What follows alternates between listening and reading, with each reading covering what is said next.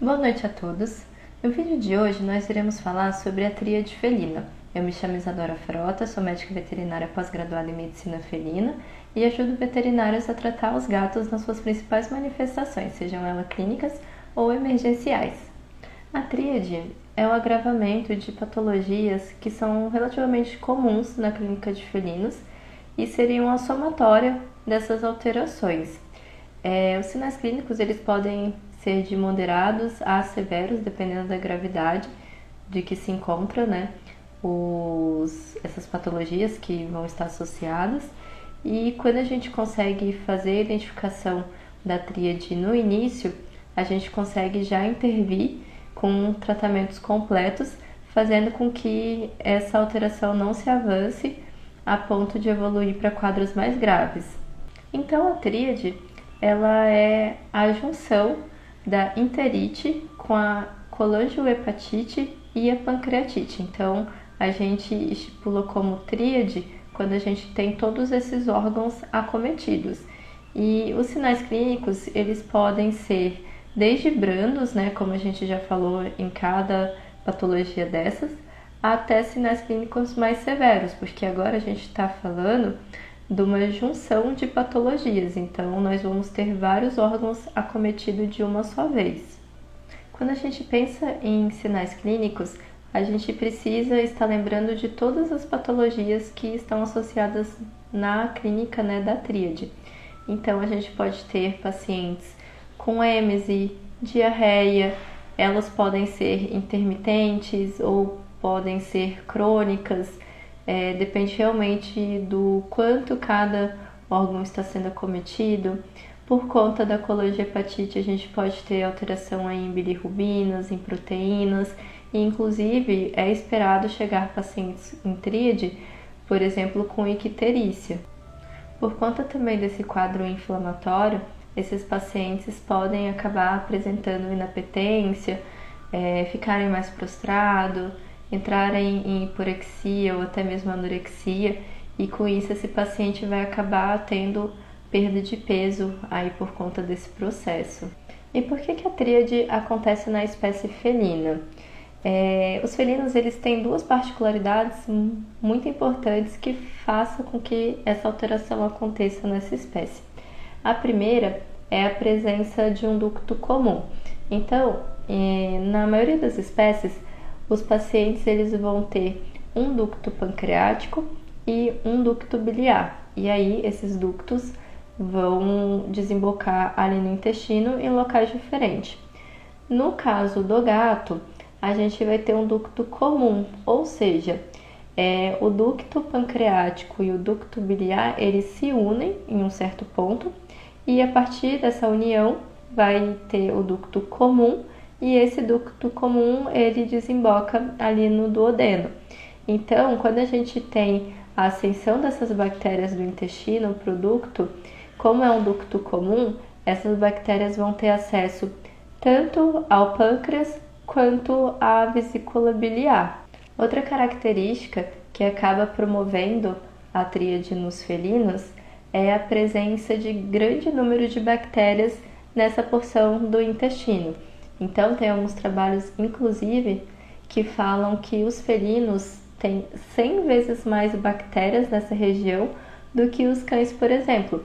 Então, qualquer desordem bacteriana que a gente tem ali no local, como o número de bactérias já é muito alto, tem muito mais chance de acontecer também essa acessão bacteriana e acabar envolvendo todos esses órgãos por conta de proximidade mesmo entre eles, principalmente por conta dessa anatomia do felino de ter esse ducto comum, facilitando com que essas bactérias então do intestino consigam ter acesso aí a esses órgãos.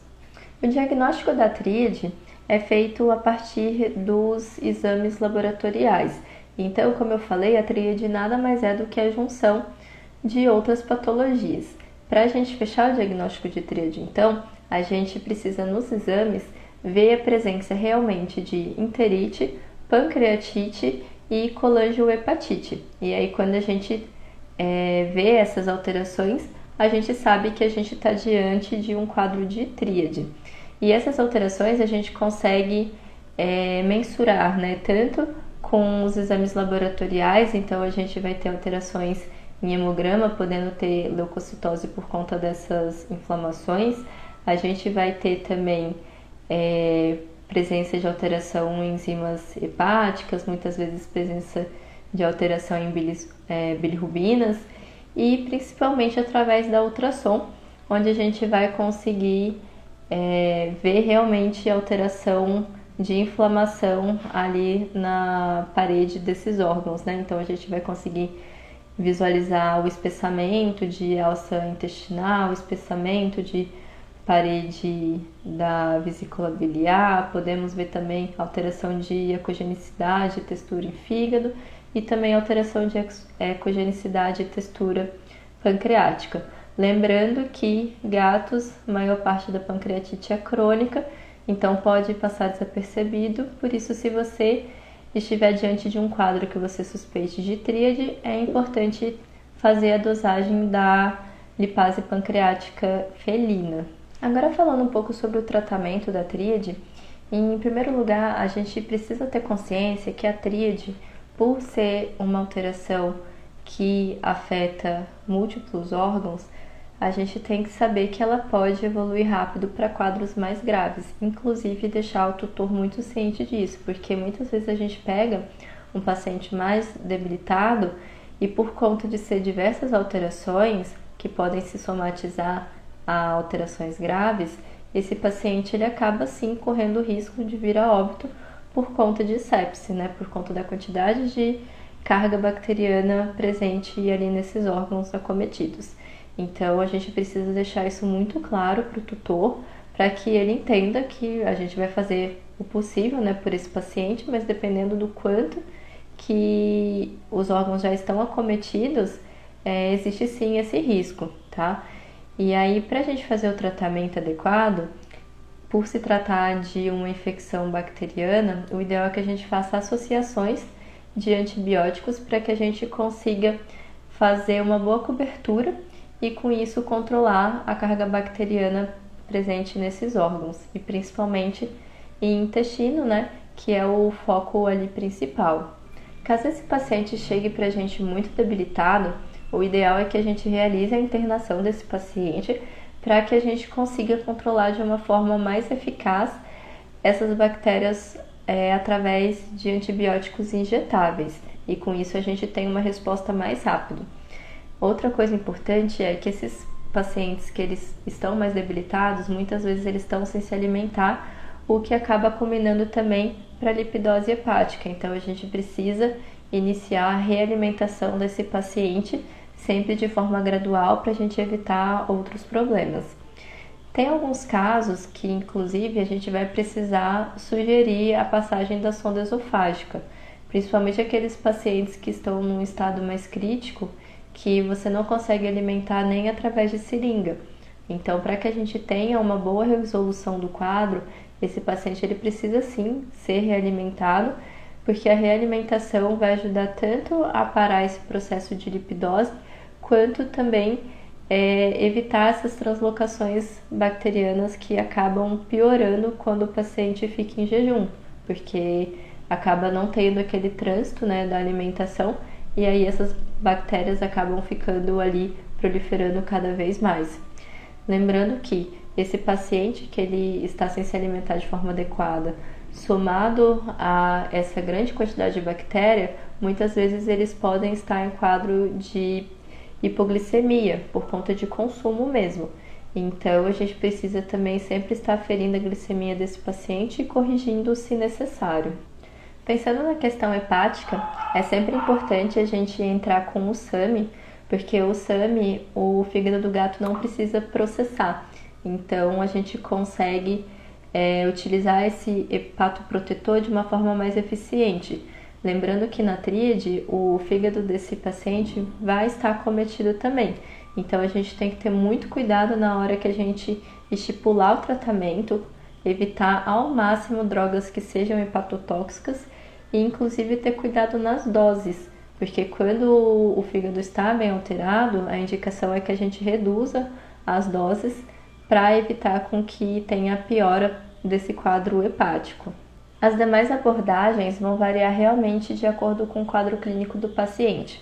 Então, por exemplo, se esse paciente apresenta lama biliar numa quantidade moderada e a gente não está conseguindo ainda realimentar de uma forma adequada, é importante a gente entrar com o Ursacol para evitar com que essa lama acabe virando cálculos, né? E possa ter aí um problema de obstrução. Até porque o Ursacol vai ajudar a fluidificar essa lama biliar e ajudar também a expelir ela no intestino, e com isso a gente vai promover melhora dessa vesícula. Caso esse paciente esteja muito desidratado, né, com uma desidratação aí que precise ser corrigida, então a gente deve fazer essa correção, né, hidroeletrolítica com fluidos cristalóides, sempre avaliando todos os parâmetros do paciente, sempre realizando todos os exames, check-ups, né, para ver se esse paciente não apresenta outras alterações concomitantes. E principalmente, como a gente está falando num quadro aí inflamatório de diversos órgãos, a gente precisa fazer um controle de dor se necessário. Então, durante o exame físico, fazer a palpação aí de forma adequada para que a gente consiga diagnosticar se esse paciente está ou não, né, com presença de algia abdominal, e realizar o controle da dor ali durante a internação, ou caso esse paciente possa ir para casa, né, realizar o controle de dor em casa. Caso esse nosso paciente apresente êmese ou náusea, a gente pode estar utilizando os antieméticos mais comuns, ou até mesmo estar fazendo associação entre eles, dependendo do quadro clínico do nosso paciente. Mas a gente sabe que essas alterações realmente cursam com bastante náusea, e muitas vezes essa é o motivo, né, desse nosso paciente apresentar perda de apetite, hiporexia e até mesmo anorexia. Como eu disse, como são alterações que podem evoluir para quadros graves, inclusive até mesmo levar o paciente a óbito, é sempre importante a gente ter essa conversa ali na primeira abordagem com o tutor, para explicar como que funciona a tríade, os órgãos que são acometidos, o que a gente espera durante um tratamento, e inclusive preparar o tutor, né, dependendo do quadro clínico que o paciente chegar pra gente, que infelizmente existe sim desse quadro evoluir de uma forma negativa, evoluir para sepse e até mesmo, em alguns casos, o óbito do paciente. Então, só frisando, quadros que a gente tem de alterações hepáticas, a gente precisa ficar muito atento em qual protocolo a gente vai estipular para o paciente, porque a gente vai ter problemas na metabolização. Então, a gente sempre preconiza utilizar fármacos com baixo potencial hepatotóxico ou que não tenha potencial hepatotóxico, e sempre que precisar usar algumas medicações que tenham certo potencial, estar reduzindo as doses para que a gente evite aí outros efeitos colaterais. Uma medicação que eu gosto muito de utilizar nesses quadros é a acetilcisteína. E eu uso a acetilcisteína com o intuito de reduzir estresse oxidativo, porque a gente está diante de um quadro altamente inflamatório, né? Então, toda a inflamação gera esse estresse oxidativo, e isso acaba causando lesões em outros órgãos-alvos. Então, com a utilização da acetilcisteína, a gente consegue reduzir esse estresse oxidativo, e com isso eu vejo uma melhora mais rápida desses pacientes. Esse foi o vídeo de hoje. Ele é um vídeo um pouco mais curto do que os demais, porque na verdade ele é a somatória de patologias que a gente já vem falando ao longo dos vídeos, né? Então seria o agravamento dessas patologias, a junção delas, né? Então é mais mesmo para vocês entenderem do que se trata a tríade, quais são as abordagens que a gente tem que ter, principalmente como que ela pode evoluir para um quadro mais grave, e que quando a gente está diante desse quadro de tríade, a gente sabe que a gente precisa intervir o quanto antes. Então a gente precisa realmente ter uma abordagem mais ampla de medicações para que a gente consiga evitar ao máximo que ela evolua para sepse, né, e a gente acabe perdendo o paciente. Então, muitos dos casos a gente vai pegar pacientes com sinais clínicos brandos, né? Como se fosse ali uma pancreatite crônica ou uma enterite crônica, mas a gente também vai acabar atendendo na nossa clínica pacientes já com quadros mais graves.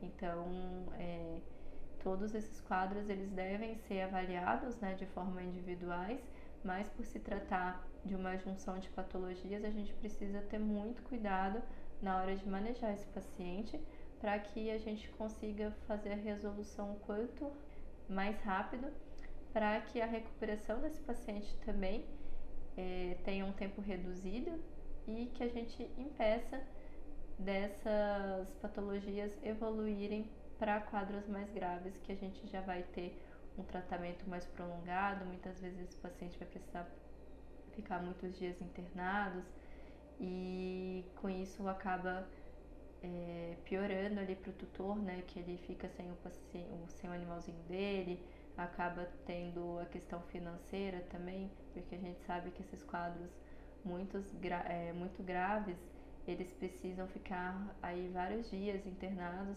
para que a gente consiga estabilizar. Então, quanto antes a gente intervém, quanto melhor a nossa abordagem, mais ampla, né, a nossa abordagem, mais rápido esse paciente ele responde à nossa terapia e com isso a gente consegue evitar esses quadros mais graves da tríade. Esse foi o vídeo de hoje, então. Eu espero que vocês tenham gostado, que eu possa ter tirado algumas dúvidas em relação à clínica da tríade com vocês. Se por acaso vocês ficarem com alguma dúvida, também pode me mandar mensagem no Instagram, que eu vou adorar estar respondendo vocês. Se você gostou desse vídeo, compartilhe com seu colega médico veterinário e siga o nosso canal no YouTube, para vocês terem acesso a mais conteúdos como esse.